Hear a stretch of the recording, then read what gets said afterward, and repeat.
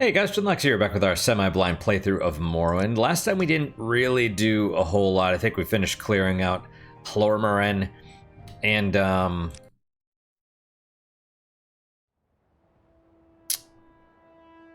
yeah, I guess we took another look at the smuggler's house, trying to see if we could find any of those alleged Dwemer artifacts, which there were not.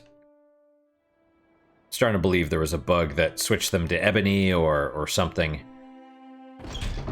But that's okay. That's all right. If that, if that never happens, that is totally fine. Now what I want to do this episode is, I want to go to, Holamayan. We'll go to Holamayan, we'll figure out what we're supposed to do there. But first, I want to sell this one. The other Drew armor. Barter. And then maybe we could get more.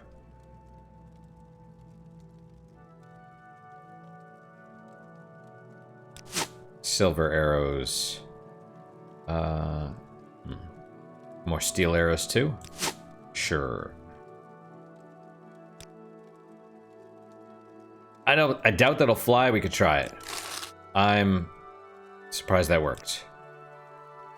But that's cool. That's cool. And then, I mean, we have a bunch of arrows that we don't need at the moment. I mean, I'd prefer to sell them to the person in Balmora, but let's just move on. What say you? I say... Think it'll rain? Yes, sir. You want something, friend? What say you? I don't know if I've heard that line before. Think it'll rain.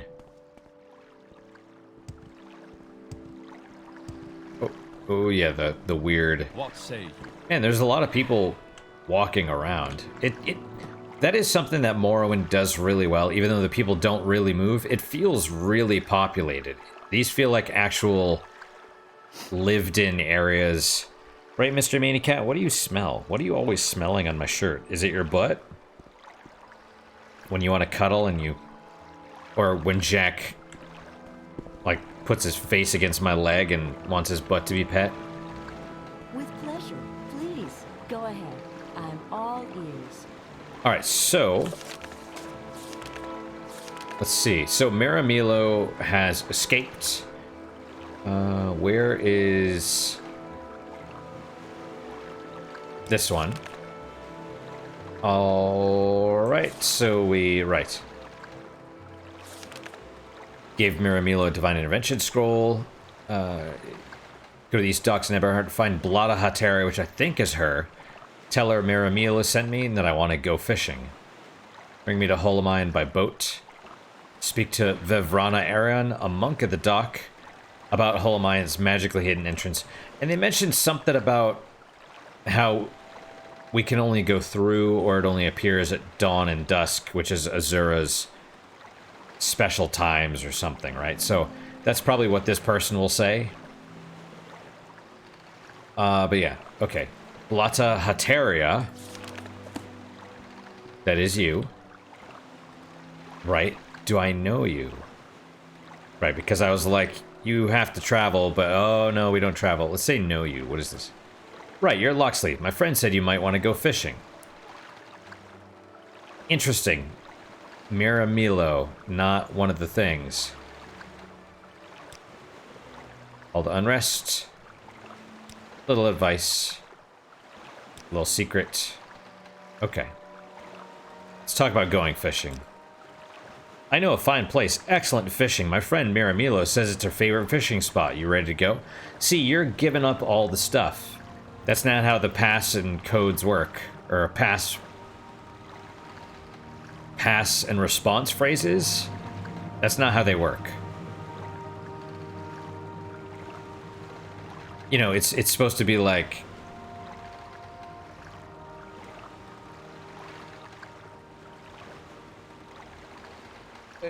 Well, in her case, you'd be like, oh, I want to go fishing. And she's like, oh, okay. I know a couple fishing spots. Which friend referred you? And then you'd be like, oh, her. Oh, okay.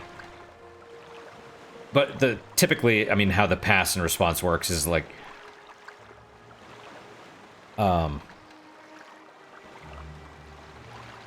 you know, stuff that's a normal person wouldn't say, but that doesn't seem weird. And so you say something to them because you're both meeting for the first time, and you have to verify that neither of you,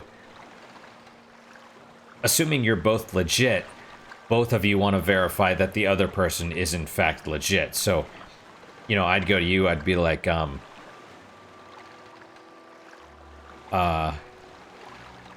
it's not you just walk up and the passphrase is this. You have to work it into a conversation, so it seems, oh, hey, how's it going? Nice weather we're having today.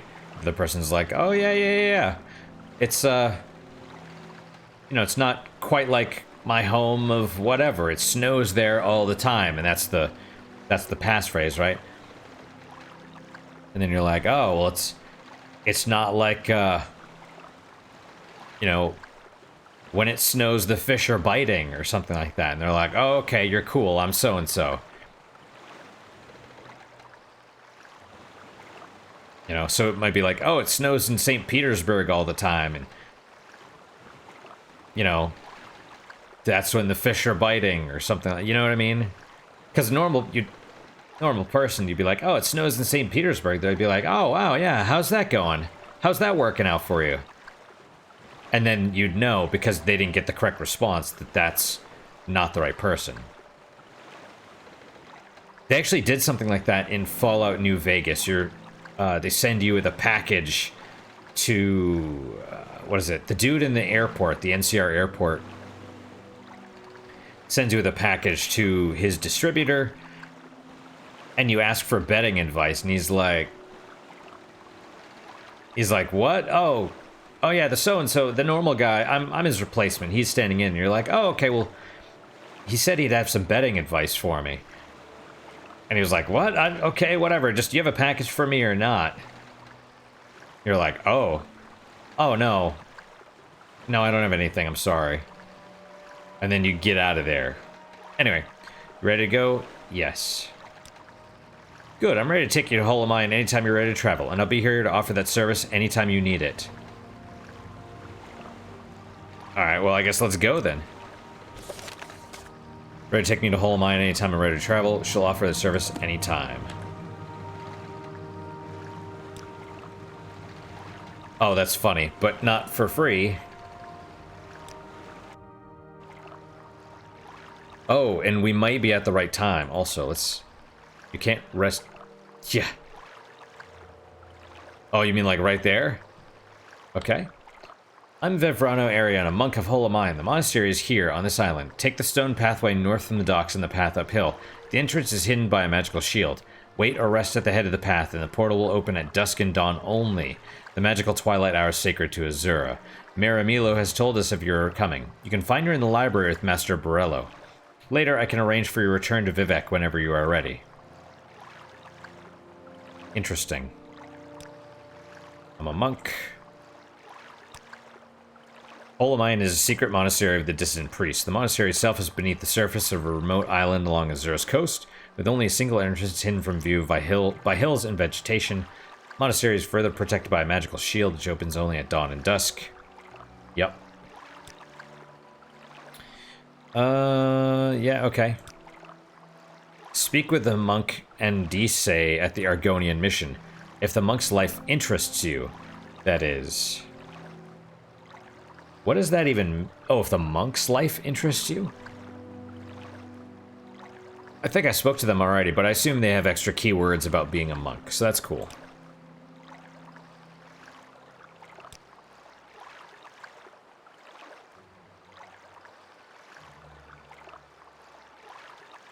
Right, yes, okay. I'm a monk. Near Vereen. No, let's not return to Vivec yet. Okay. There's someone watching me. I can tell. Do I want to... See, it doesn't tell us what time it is. Oh, there we go. Dawn and dusk. I don't know what time that is, but I take the stone path. Well, yeah, okay. This one. Whee!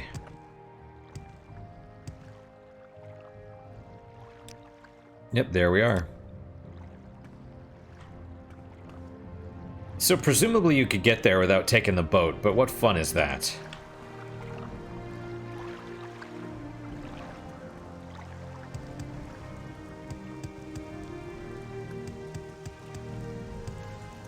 Let's, Oh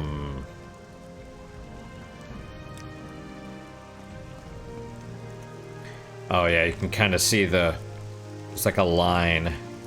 Which I assume is the horizon, or the clouds, or the skybox, or something. Oh. Oh.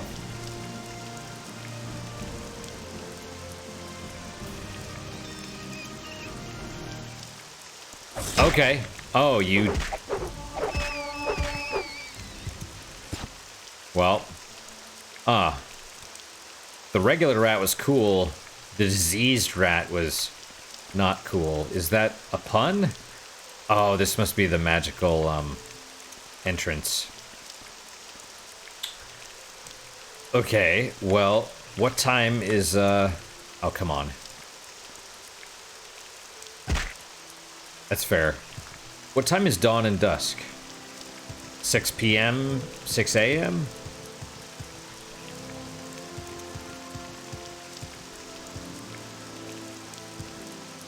I would assume, I guess it would be 6.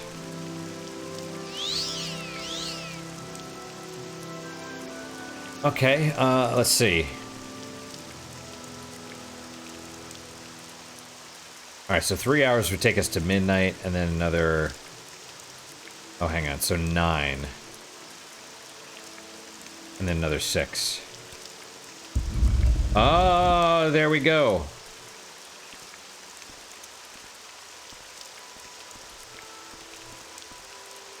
Olamayan Monastery.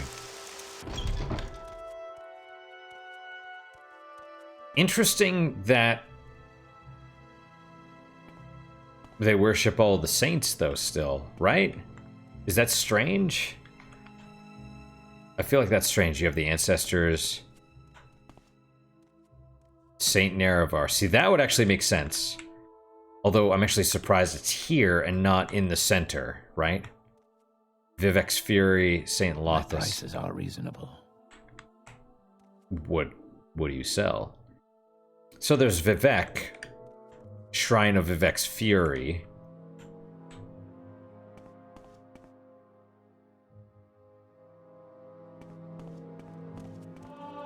Ah, athletic skill has increased. Yay, I guess. Alright, let's say first...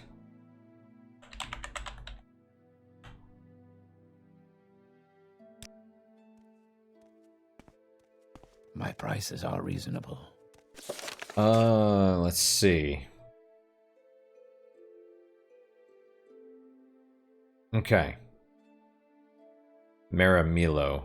Is that what they said? Alright, well. Do we want to find her first? There she is. And there's Gilvis Borello. I think they mentioned him. Okay, Maramilo. How can I help you?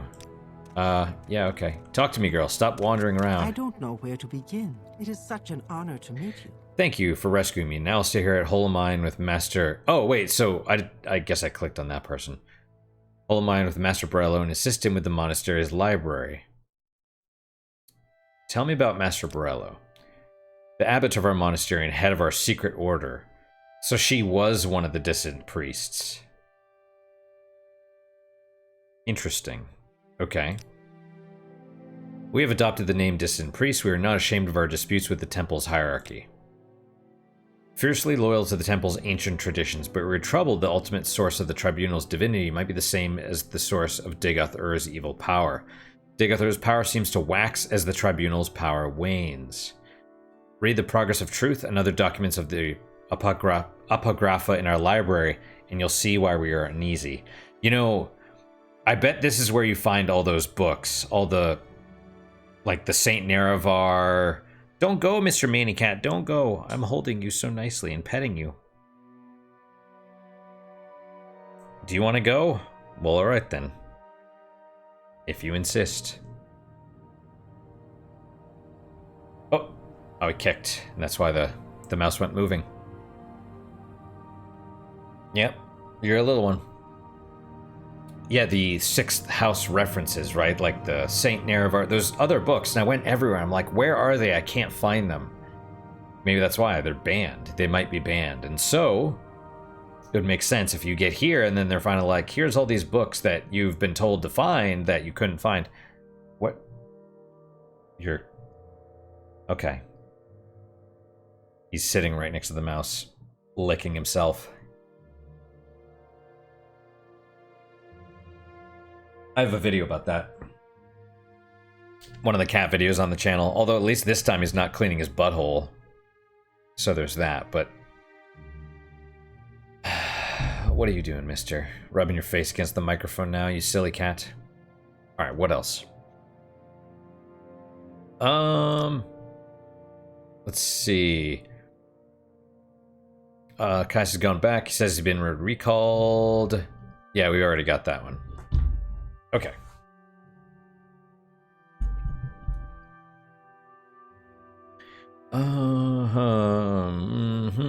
What about...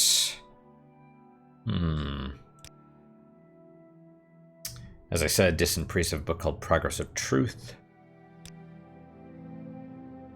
Yeah, we're looking for the Lost Prophecies here.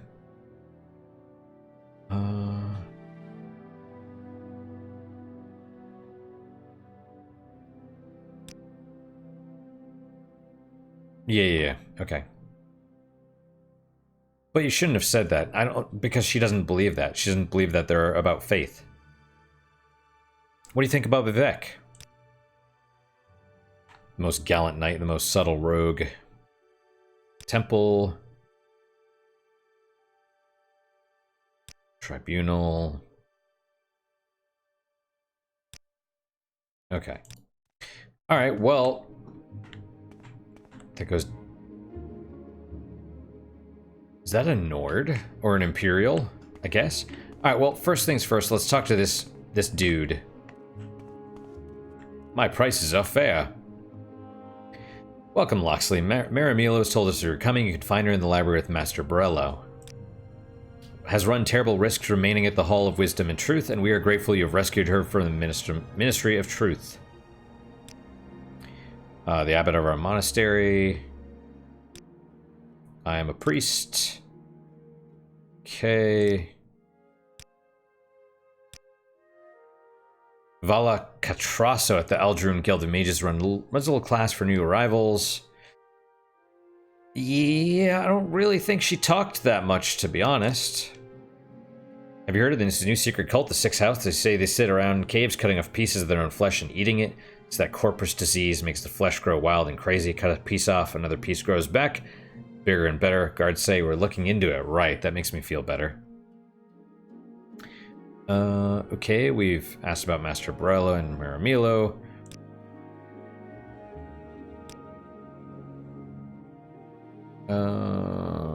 Secret Order. Alright, what do you sell? You sell not a lot, some alchemy related stuff. You have 500 gold though.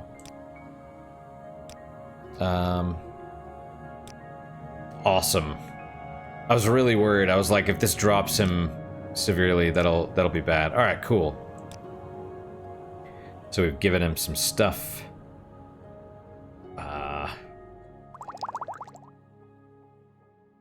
Restore agility. Spell absorption, levitate.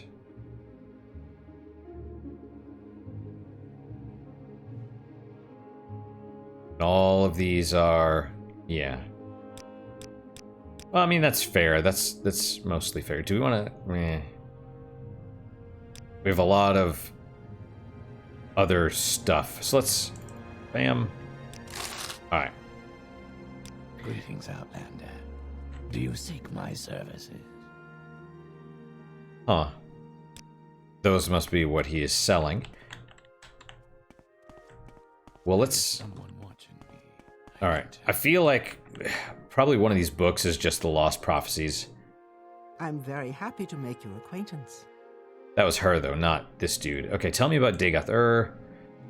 So long as the Ordinator's buoyant armatures and tribunal could contain the Blight and Dagoth-Ur's creatures within the Ghost Fence, faith in the temple's protective power was strong, but now travelers and settlements suffer from blight storms and marauding monsters, and the people fear the temple is losing its ages-old battle with the devil, Dagoth-Ur.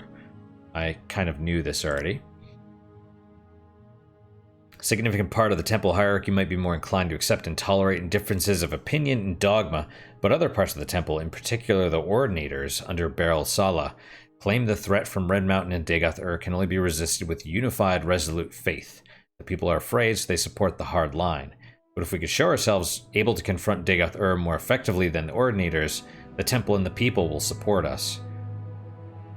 Interesting, right? The temple's basically, it's all or nothing. Choose a side. And so they're like, okay, well, we're going to be stronger. And the people will be like, oh, well, those guys are stronger, and you said choose, so we're choosing them.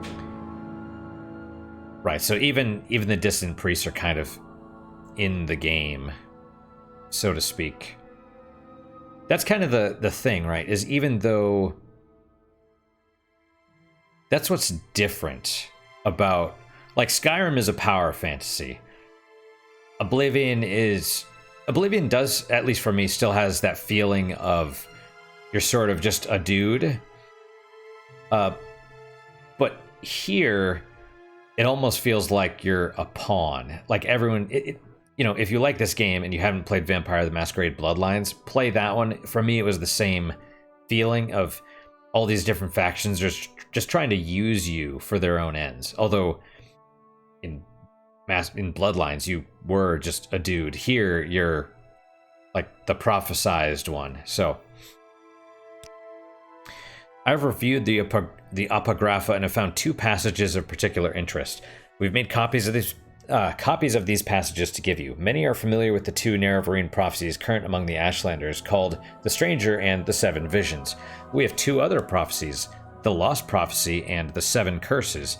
They may offer additional insights into the riddles surrounding the coming of the Incarnate. Perhaps these are the lost prophecies that your friend Nabani Mesa told you about.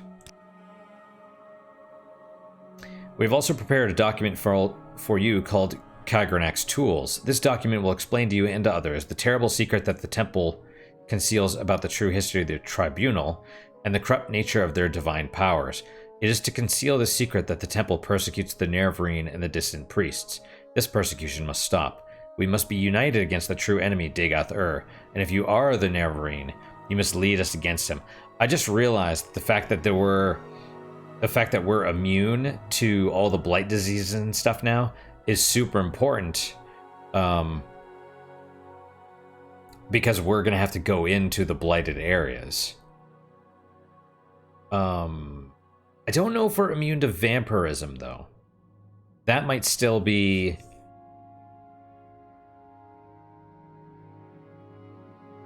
Yeah, I don't know. Okay, so Lost Prophecy, Seven Curses, and Kagranak's Tools. We're going to read those here in a second, right? Maramilo, Nerevar. Whoa. By the way, here are a few books from our library you might find of interest. Each gives us a very different impression of Nerevar. The journal's been updated. Real Nerevar, Nerevar Moon and Star, and Saint Nerevar have all been added to your inventory. Those, I think, are the 6th house references that we were told to find previously, right? And everything we ask about basically updates our journal, which is kind of fantastic, actually. Our interest in the Nerevarine used to be a matter of principle, a willingness to consider the validity of mystical insights rejected by temple doctrine. Now, Dagoth-Ur grows stronger while that tribunal grows weaker, and the return of Saint Nerevar, even if only reborn in spirit, may be our best prospect of salvation. The The Verona area and a monk at the docks outside can arrange for travel back to Vivek. You can only enter or leave Hullmine at dusk and dawn. The entrance is sealed at all other hours, but please make yourself comfortable here. Rest in our beds, make good use of our services. You may read our books, but don't take them. Do not abuse our hospitality. Do not take personal items or alchemical apparatus or ingredients or other private property. Basically, take nothing, which is fair. Let's see. Secret Order. Sixth House. This is a new threat, not yet widely recognized as another face of the devil Dagoth-Ur, but is clearly a sign of a coming crisis, and the temple may no longer be able to protect Morrowind.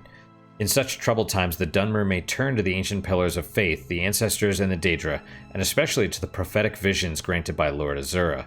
Then they may look to the Nerevarine, Saint Nerevar Reborn, to lead them against the grim armies of Dagoth-Ur. Solstheim. Lost Prophecy. Okay, here we go. We'll read it again in the... We'll look at the paper, but presumably this is the actual thing. From 7th sign of 11th generation, neither Hound nor Gwar, no Seed nor Hara. Okay, this is already getting... They're like, oh, this is supposed to clarify some of the stuff. No, it's making it worse. But Dragonborn and Far Star marked, Outlander incarnate beneath Red Mountain. Blessed Guest counters 7 curses. Star Blessed Hand wields thrice cursed blade to reap the harvest of the unmourned house. Okay, so I wonder if this changes, right? But Dragonborn and Far Star marked. So Outlander incarnate beneath Red Mountain. Outlander incarnate, it's basically saying, yeah, the Nerevarine is going to be an Outlander. Dragonborn, I mean, could be because I'm a Nord, or, well, Dragon, you know, the Imperial. Doesn't necessarily imply your race, but it just means you're from the you're Imperial. You're of, you know, you work for the Empire, I guess, right? I've annotated your copy of the Lost Prophecy with our best efforts at interpretation, but a rough summary might be: an Outlander, foreign-born, but welcomed as a guest, confronts 7 curses beneath Red Mountain. So you have to go down to Red Mountain? I mean, I know we do to confront Dagoth-Ur, but I figured we'd do everything before we go there. His hand, blessed by Azura, uses a cursed blade to bring justice to House Dagoth, or House Dwemer, or both. The Nerevarine, an Outlander, that wouldn't please many Ashlanders, and may explain how the prophecy got lost. Oh yeah, they're like, screw that. That's bullcrap. What about the 7 curses? 7 curses reads as follows. Through the doors of the unmourned house, where scoffers scoff and schemers scheme, from the halls of the oath-breaking house, ring 7 curses of gods blasphemed.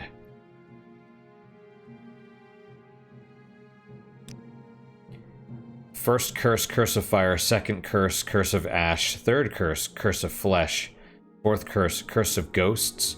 Fifth curse, curse of seed. Sixth curse, curse of despair. Seventh curse, curse of dreams. Your copy of the 7 curses bears our guesses at interpreting the verses. In short form, 7 curses come from House Dagoth or House Dwemer, or both. Yeah, which one? The halls of the oath-breaking house.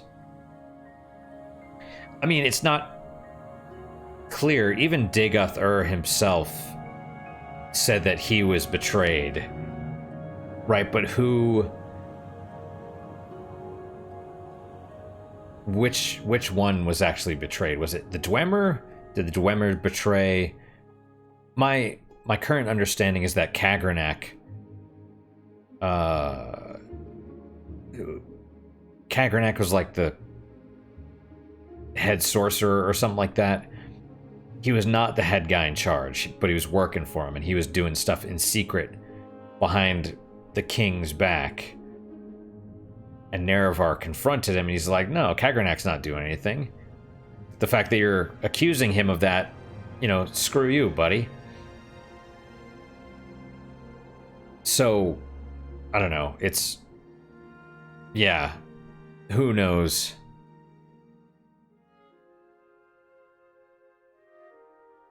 It's really bad. It's just bad overall, right? Okay. Fire and ash come from Red Mountain. Flesh is corpus. Ghost seed and despair are unclear. Curse of Dreams seems to refer to recent cases of soul sickness and sleeper attacks in the towns. Fair enough.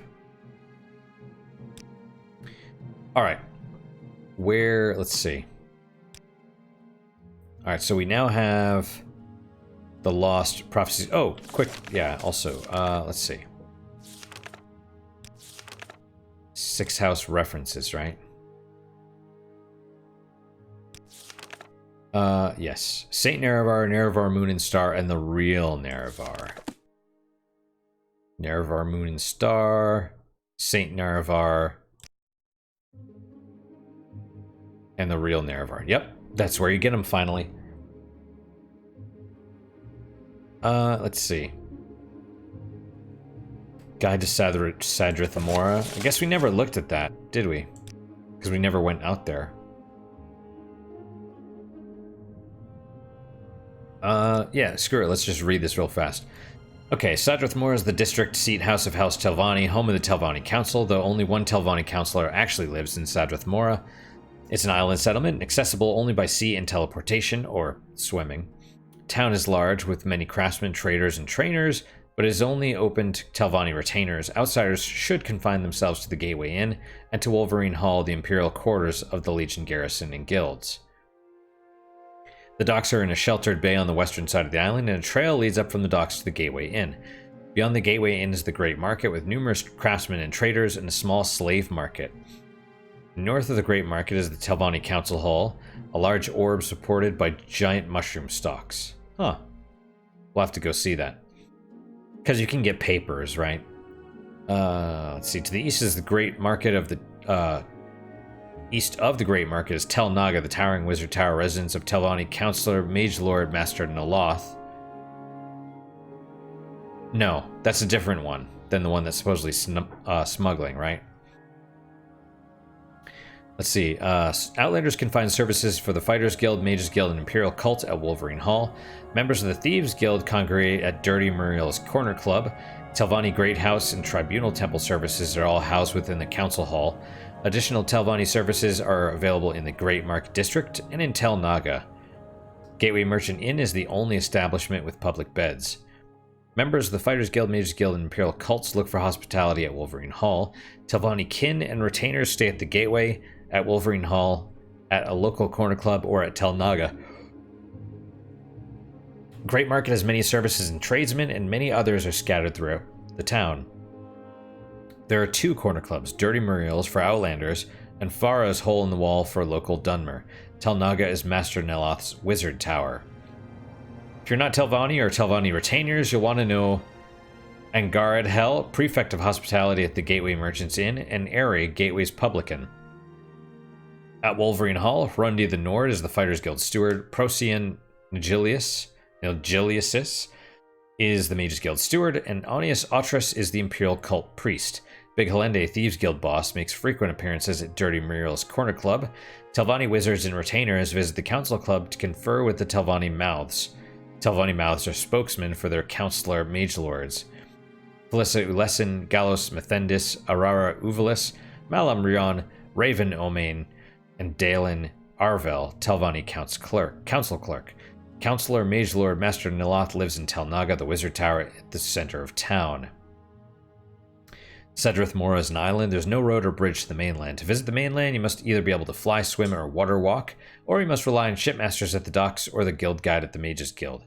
Gals Arethi at the docks offers ship passage to Ebonheart, Tel Bernora, Tel Mora, or Dagon Fell. Iniel at the Wolverine Hall Mages Guild can teleport you to Aldrun, Vivek, Caldera, and Balmora for a modest fee. Yeah, Mage Guild teleportation is awesome. Alright, next. Lost Prophecy.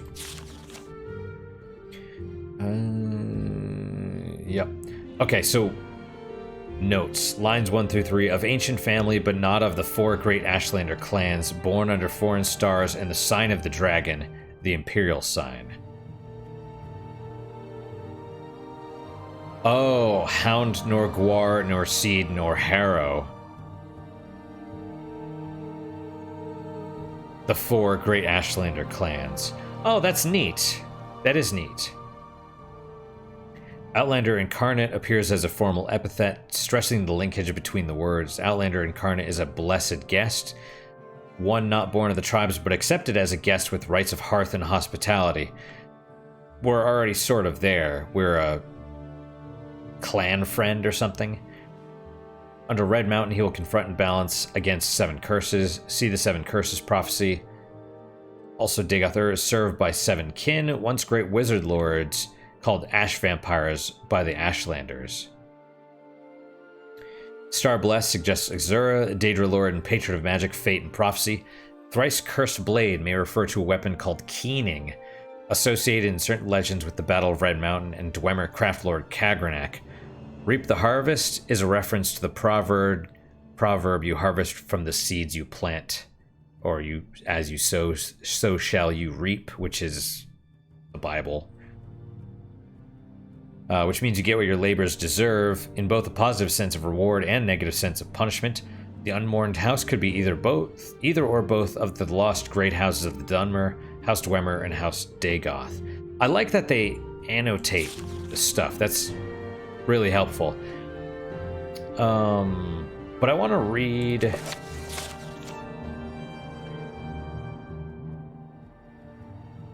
The Stranger's Fate, the Curse's Bane. Many fall, but one remains. And then, 7 visions. Oh, these are the trials. Okay. 7 trials, 7 curses. This is, like, super interesting. Okay. Wait. Yeah, 7 curses. Right, okay. Let's see. All the curses. Lines 1 through 3 are ambiguous, may refer to the impiety of the god-mocking House Dwemer or the treacherous diplomacy of the subtle House Dagoth, or both. House Dagoth, however, was reviled at Oathbreakers for their treachery at Red Mountain. Which may not be true. No. Well, I mean, who knows? May, however, refer to unspecified broken oaths of peace between Lord Nerevar and Lord Dumac, founders of the Grand Council. Nerevar and Dumac were loyal friends until the disagreements between the Dwemer and the other great houses broke out in open conflict. Line 4, the Dwemer were the mockers and profaners of the divine. I don't know. I mean, how divine are they if, like, the Aedra and Daedra, basically all the gods in this are transcended, I mean, not humans, but people, right? Curses of fire and ash would come from Red Mountain, where Dagoth rules. These were the earliest reported threats from Red Mountain. Curse of flesh suggests blight diseases, especially Corpus. Fire and ash storms preceded the threats of blight and Corpus. Line 8 through 10, obscure, may refer to as yet unrecognized threats from Dagoth What are... Oh, seed, despair, and dreams. Wait, line 7 is the curse of flesh. So ghosts, seed, and despair. Right. Line 11, recent reports of soul sickness and disturbed dreams comes from townsfolk and Ashlanders alike that the 7th and final curse has begun, suggests the threat presented is about to reach a crisis. Huh. That makes sense. I mean, it makes sense along with what Dagoth wanted to do, like his plan, which we read in Vivek's... I think we read that in Vivek's chamber. At some point, Vivek himself is going to send for us. We'll see what happens there. Do we want to read these books? Real Nerevar... Saint Nerevar. From a short temple pamphlet for Western readers, ages ago Nerevar was the greatest Dunmer general, first counselor and companion of Vivek Almalexian Sothasil, who, with the power of the Great Ring of the Ancestors, one clan under Moon and Star, united the Dunmer houses to confront the evil Dwemer, the treacherous House Dagoth, and their western allies at Red Mountain.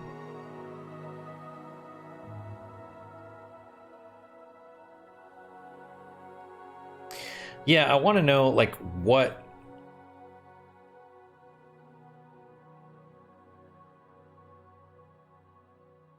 Because Dagoth and Indoril...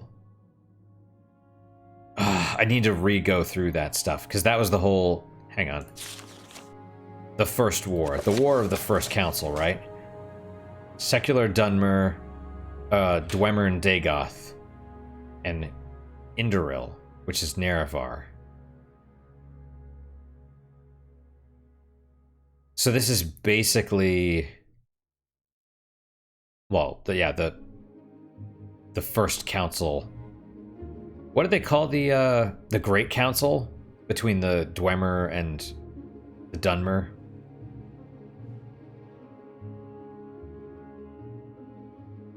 See, yeah, this is strange, right? Until Nerevar was made general.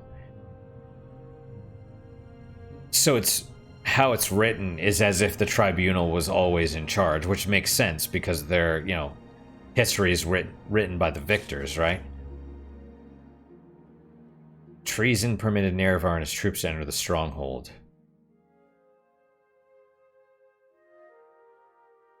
Yep. Oh, the Grand Council. Oh, okay, anyway.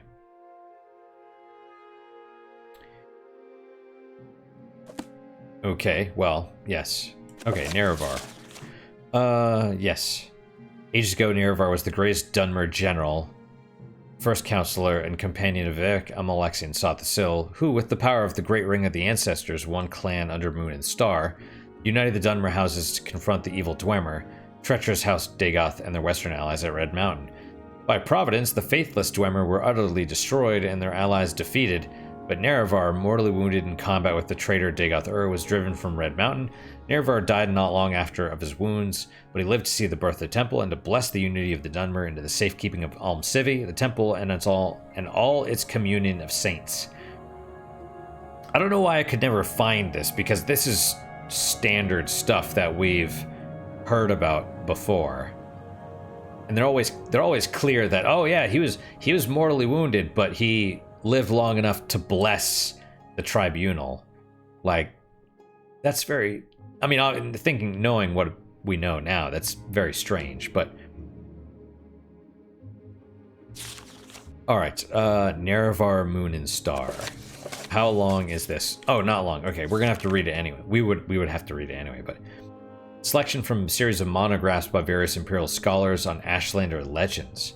Oh, interesting. Yeah, one of the comments was that a lot of these books and stuff are not necessarily actual true lore. They're rumor and speculation and stuff, right? Like the War of the First Council, they mentioned. Account by the Imperial scholar Agrippa Fundalis is based on various Imperial and Dunmer sources and written for Western readers. So it's like rumors and stuff. And I guess I never really picked up on this because I'm more used to later games in the series where the books are just true. And this is something I actually really like about this game. You have to sort of puzzle it out yourself. It's like, wait, so not everything is true. But that's real. That's how it is in our world. You read a book and maybe it's true, maybe it's not. That's why critical thinking and actually, like, show me the proof. Don't just tell me that it's true. Don't be like, oh, well, a doctor said it, so it's true. It's like, no. Doctors used to support cigarettes, right? They used to prescribe cigarettes as a cure. They used to prescribe tapeworms. They used to freaking... You know, mental illness used to be treated by drilling holes in your head to let the demons out, so to speak, you know, or bloodletting, or all these other things. That's why it's really, like, data is key. Data is key. Claps. Where's the claps? Slay, queen, slay. You know? You know? All right. Okay. So, from a series of monographs by various Imperial scholars on Ashlander legends. So it's Ashlander legend translated through Imperial scholars. In ancient days, and it's a selection of those, not even like the complete, right? In ancient days, the Deep Elves and a great host of Outlanders from the west came to steal the land of the Dunmer. In that time, Nerevar was the great Khan and war leader of the House people, but he honored the ancient spirits and the tribal law and became as one of us. So when Nerevar pledged upon his great ring of the ancestors, one clan under Moon and Star, to honor the ways of the spirits and rights of the land, all the tribes joined the House people to fight a great battle at Red Mountain. Though many Dunmer tribesmen and housemen died at Red Mountain, the Dwemer were defeated and their evil magics destroyed and the Outlanders driven from the land. But after this great victory, the power-hungry Khans of the great houses slew Nerevar in secret, and setting themselves up as gods, neglected Nerevar's promises to the tribes. Yeah, I was just thinking, like, that's really dark, where Almalexia was Nerevar's wife, and even she was like, oh yeah, we should do this. And then, you know, she betrayed him. It's like, that's, I mean, and again, look at things today. Is that any different? Women cheat on you. It's, you know, allegedly something like 30% of kids that they can prove of married couples are not from the spouse. They're from another father. Because they did paternity testing and found out that 30% of the sample size, the actual husband is not the father of the kid, which is pretty horrific. You know, it's probably, allegedly it's rumored to be about 40%, right? So you marry a girl, you have a kid, you have a 40% chance the kid's not even yours, which is, yeah, that's freaking wonderful, isn't it? So it's not surprising that, you know, she stabbed him in the back. But it's said that Nerevar will come again with his ring and cast down the false gods, and by the power of his ring will make good his promises to tribes to honor the spirits and drive the outsiders from the land. Alright. That was Nerevar, Moon, and Star. The real Nerevar. How long is this one? Not long also. This Telvanni retainer's informal history of Nerevar lists no sources. When the Dunmer followed Veloth to Morrowind, they were many warring clans with no law or leader in common. One Dunmer warlord, Nerevar, had the ambition to rule all the Dunmer. In that time, House Dwemer were great enchanters, so Nerevar went in secret to a Dwemer smith and asked for an enchanted ring that would help him. The ring gave its wearers great powers of persuasion. For safety, it was enchanted to instantly kill anyone who wore it except Nerevar. The ring was called Moon and Star, and helped Nerevar unite the various clans into the First Council.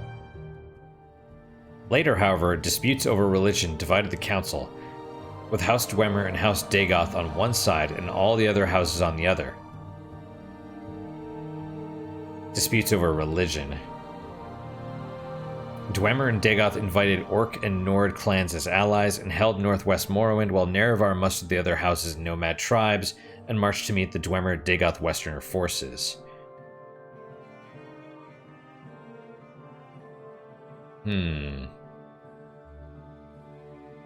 So this is so far... I don't know how true this is, because they have it as Nerevar being the king of all the Dunmer, and that makes sense. That's true, I think. Disputes over religion. Obviously, that's not correct, because it's about use of the heart. But it's strange, though, right? Because at what point did the tribunal know they were going to take Nerevar out? You know, because they wanted... Presumably before that, right? Presumably before they... When they started urging him to go to war. Or, no, because Azura told him also as well. No. Because they went to war with the Dwemer first.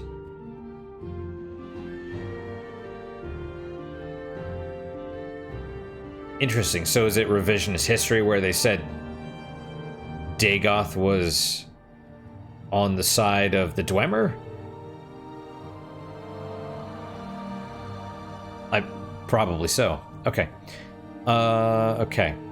While Nerevar mustered the other houses and nomad tribes and marched to meet the Dwemer-Dagoth Westerner forces, the armies met at Red Mountain, a Dwemer stronghold. Dwemer were defeated with great slaughter, and terrible sorceries were used, resulting in the utter extermination of House Dwemer, House Dagoth, and their allies.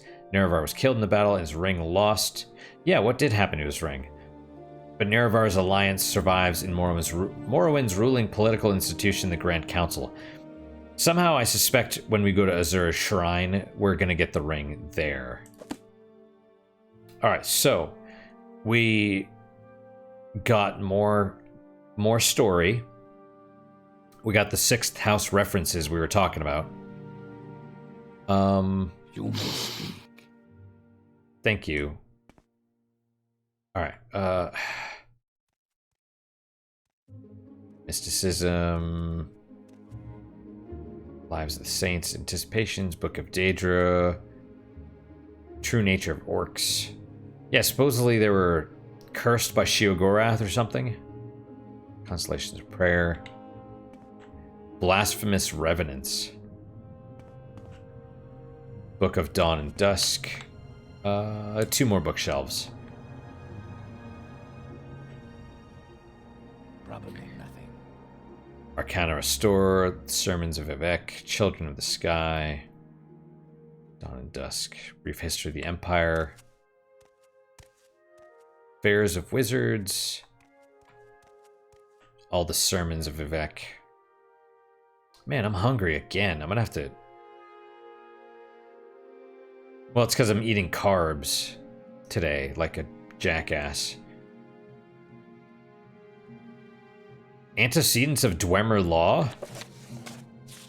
This book is a historical account of the development of Dwemer Law and custom from its roots in High Elven culture. In short, so far as I am able to trace the order of development and the customs of the Bosmeri tribes, I believe it to have been in all ways comparable to the growth of Altmeri law. The earlier liability for slaves and animals was mainly confined to surrender, which, as in Somerset Isles, later became compensation. And I think that's how typically stuff happened with warring tribes in, you know, humans' olden days, right? Where there'd be a battle and then they'd take captives, and it's like, well, you either pay us sheep or oxes or bolts of cloth or whatever. You pay a bounty or, ransom to get them back, or we're going to keep them as slaves. I vaguely remember that being the case. And what does this matter for what does this matter for a study of our laws today? So far as concerns the influence of the Altmeri law upon our own, especially the Altmeri law of master and servant, the evidence of it is to be found in every judgment which has been recorded for the last 500 years. It has been stated already that we still repeat the reasoning of the Altmeri magistrates, empty as it is, to the present day, and I will quickly show how Altmeri custom can be followed into the courts of the Dwemer. In the laws of Karndar Watch, PD 1180, it is said, if one who is owned by another slays one who owns himself, one who is owned by another. So if a slave kills a free man, the owner must pay the associate 3 fine instruments and the body of the one who is owned. Okay, so then he has to kill the slave, and then here's the slave's body plus 3 instruments. There are many other similar citations, and the same principle is extended even to the case of a centurion by which a man is killed. If at the common workbench one is slain by an animunculi, oh wow, like a golem?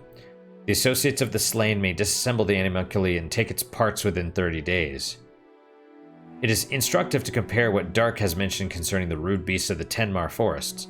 If a marsh cat was killed by an Argonian, his family were in disgrace till they retaliated by killing the Argonian, or another like it. But further, if a marsh cat was killed by a fall from a tree, his relatives would take their revenge by toppling the tree and shattering its branches and casting them to every part of the forest. Neat. Okay, well, let's go down here, we'll see what's up. Fracky, you're a Nord. Chest. Yep, don't take anything. Outlander. I want There to... is someone watching me. I can tell. Who is it? Does it look like me? Alright, we're going to talk to them here in a second, but next time. I still want to meet Jube, or whatever his name is. The guy we started with, he's like, wake up, you're shaking. I'm sure we will at some point. Anyway, though, that is it for today, guys. Thank you guys so much for your time and attention. Really do appreciate it. Really hope you guys are enjoying this. We finally got some of the Six House references that we'd been searching for a while, as well as the Lost Prophecies. So now we have to go back to Nibani Mesa. I think she's the wise woman of that, whichever Outlander clan that was, and go to her, and she's sort of going to be our guide. She's going to take the position of Caius going forward, at least for now. She's going to tell us what to do. But we still have other quests. I don't know if I'd necessarily mind doing some of the House Hlalu stuff and getting a house. We have a lot of money. But it's not really that much when, you know, we have 40 grand now, but it took 20 grand to get training to get to max level in one skill. So who knows? What is your guys' unique moment for today? For me, I'm going to say it was, it's a little video, body cam footage from a police officer that rescued a cat on a highway, a little kitten, and then he ended up adopting it, or his family did. So it was nice. It was cute. You could see him. He's like holding the cat. It's like meowing. Then he puts in the car, the patrol car, and the cat's like wandering around and accidentally steps on the lights and siren, activates those, which is, you know, kind of adorable. Probably scared the crap out of whoever was in front of him at the moment, but yeah. But yeah, that's my unique puzzle moment. Hopefully your guys are just as good, if not better. Hopefully better, of course. And I hope to see you guys next time. Till then, guys, take care.